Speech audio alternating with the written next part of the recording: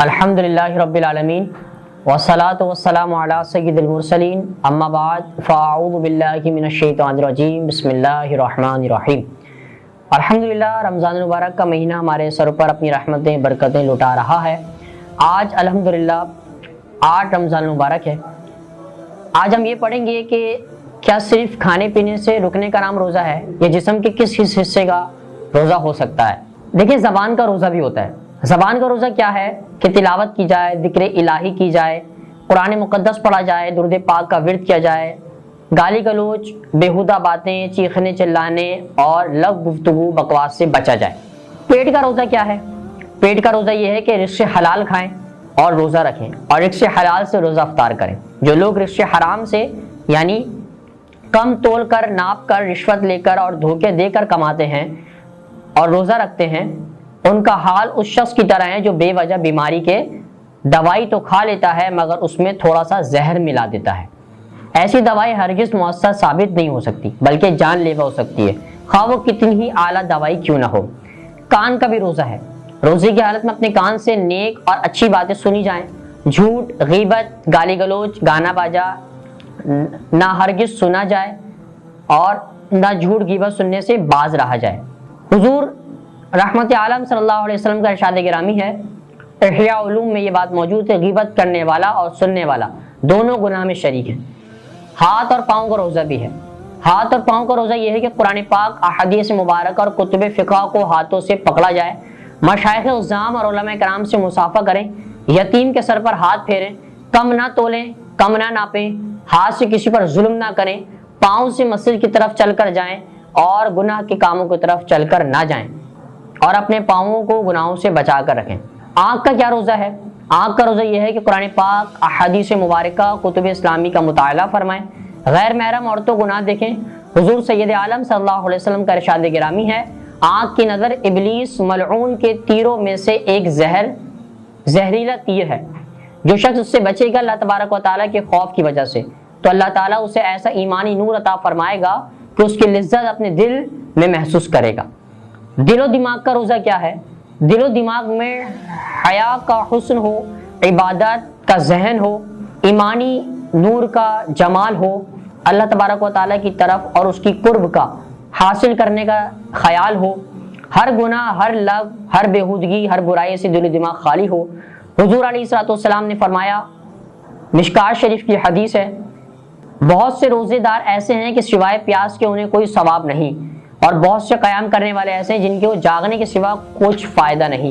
روزے دار سے اللہ تعالیٰ کلام فرمائے گا، روزے داروں کو اللہ دیدار عطا فرمائے گا، روزے دار کو نورانی تاج پہنایا جائے گا، روزے دار کو جنت الفردوس میں محل دیا جائے گا، روزے دار کے گناہوں کو معاف کر دیا جائے گا، روز گناہوں کی معافی کا ذریعہ ہے، روزہ زبان کا ذکر الہی ہے، روزہ پیٹ کا رزق حلال ہے، روزہ کان کا اچھی باتیں سننا ہے، روزہ ہاتھ میں پکڑنا ہے، روزہ پاؤں کا نیک کام کی طرف چلنا ہے، روزہ آنکھ کا قرآن پاک و دینی کتب کا مطالعہ ہے، روزہ دماغ کا نیکی کی فکر کرنا ہے، روزہ دل کا دل میں نیک کام کو جاننا ہے، اور روزہ یہ بھی ہے کہ حرام سے بچا جائے، گالی گلوچ سے بچا جائے، کم تول کپ ناپ ظلم سے بچا جائے، گناہ کی طرف چل کر جانے سے روکا جائے، غیر محرم پر نظر پڑنے سے روکا جائے اور گناہ کے خیال سے بچا جائے اور برائی کو جگہ دینے سے بچا جائے۔ یہ روزے کے معاملات ہیں۔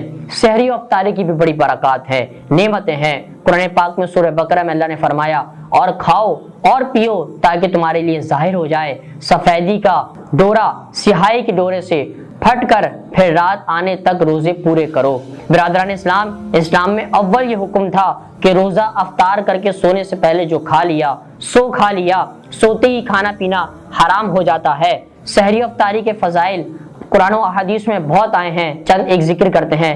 حضرت عدی ابن حاتم رضی اللہ تعالیٰ عنہ سے روایت ہے کہ خیط الابیض اور خیط الاسود سے مراد 2 دھاگے ہیں جو سیاہ اور سفید کے ہیں۔ حضور علیہ الصلوۃ والسلام نے ارشاد فرمایا، نہیں اس سے مراد رات کی تاریکی اور دن کی روشنی۔ صبح کے وقت ایک روشنی بلندی سے پستی کی طرف پھیلتی ہے جو چند لمحات بعد غائب ہو جاتی ہے، یہ صبح کا وب ہے، اس کا وقت رات میں شامل ہے۔ چند لمحات بعد ایک روشنی دائیں بائیں سے پھیلتی ہے، اس کا نام صبح صادق ہے۔ اب روزے کا وقت شروع ہو جاتا ہے۔ آج کل تو سارا معاملہ انتہائی آسان ہو چکا ہے، اس لیے اوقات کا نقشہ بیان کیا ہے اور سورج غروب ہونے تک روزے کا وقت ہے۔ سحری اور افطاری ذرا غور و فکر سے کریں اور سحری روز کھائیں، اس میں اللہ تعالیٰ نے بے شمار رحمتیں اور برکتیں رکھی ہیں۔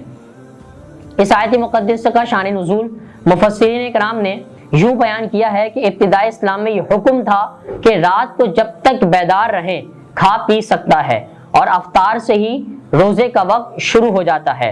اب نہ کھا سکتا ہے، نہ پی سکتا ہے اور نہ جمع کر سکتا ہے، کیونکہ اب روزے کا وقت شروع ہو گیا ہے۔ خلاصہ یہ ہے کہ روزہ سو جانے سے شروع ہو جاتا ہے اور ابتدائے وقت سونے سے شروع ہو جاتا ہے، چاہے رات کے کسی حصے میں سو جاؤ۔ حضرت سرما بن قیس رضی اللہ تعالیٰ عنہ کھیتی باڑی کا کام کرتے تھے۔ ایک دن کام کر کے شام کو تھکے ہارے گھر آئے اور بیوی سے پوچھا کہ کھانے کو کچھ ہے، تو جواب ملا کہ کچھ بھی نہیں ہے، میں تو آپ کا انتظار کر رہی تھی، آپ آئیں، آٹا لائیں اور میں پکا کر حاضر خدمت کروں۔ پھر کہا میں ابھی جاتی ہوں اور کسی سے ادھار آٹا لے کر آتی ہوں۔ اب ان کی زوجہ تو آٹا لینے چلی گئی اور حضرت سرما بن قیس رضی اللہ تعالیٰ جو تھکی ہار تھے وہ سو گئے۔ واپس آ کر دیکھا کہ شوہر نامدار سو گئے ہیں۔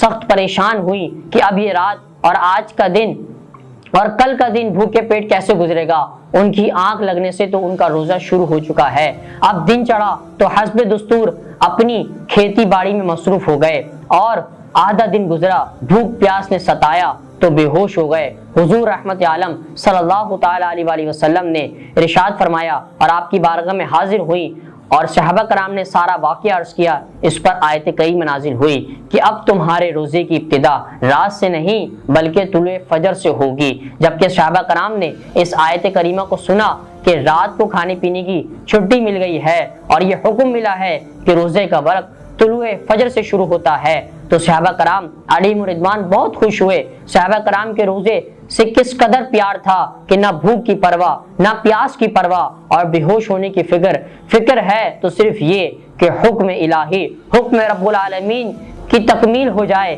بس ایک صحابی کا بے ہوش ہو جانا امت مصطفیٰ صلی اللہ علیہ وسلم کے لیے وسیلہ رحمت بن گیا، اور قیامت تک مسلمانوں کو رات کے کھانے پینے اور بیوی سے قربت کی اجازت مل گئی، اور اب سحری کو مسلمانوں کی امتیازی علامت قرار دے دیا گیا۔ اہل اسلام کا یہ روزہ ہے۔ حضور سرور عالم صلی اللہ علیہ وسلم کا ارشاد گرامی ہے، مشکات شریف کی حدیث، ہم اہل اسلام اور اہل کتاب کے روزوں میں فرق صرف سحری کا ہے کہ ہم اہل اسلام جو ہے سحری کر کے اور پھر روزہ رکھتے ہیں اور دوسرے سحری کر کے روزہ نہیں رکھتے۔ ہم میں اور ان میں جو فرق ہے وہ سحری کا یہ حدیث پاک سے ثابت ہوا، یعنی مسلمان سحری کھا کر اللہ تبارک و تعالیٰ کی رحمتوں کو حاصل کرتے ہیں اور اہل کتاب اس سعادت سے محروم لوگ ہیں۔ سحری کی بڑی برکتیں ہیں۔ حضور نبی رحمت صلی اللہ علیہ وسلم کا فرمان ہے سحری کھایا کرو، بے شک سحری کھانے میں برکت ہے۔ اللہ نے سحری میں برکت رکھی ہے، اپنی نعمت رکھی ہے، اور حضور علیہ السلام نے اپنی امت پر کمال شفقت فرماتے ہوئے ارشاد فرمایا افطار میں جلدی کرو اور سحری میں تاخیر کرو، یعنی سورج غروب ہوتے ہی افطار اول وقت میں کرو اور سحری آخر وقت میں، تاکہ دن بھر تمہیں مشقت کا سامنا نہ کرنا پڑے۔ دعا ہے کہ اللہ تبارک و تعالی ہمیں ان احادیث کو سن کر عمل کر کے دوسروں تک پہنچانے کی توفیق عطا فرمائے۔ وما علینا الا البلاغ المبین۔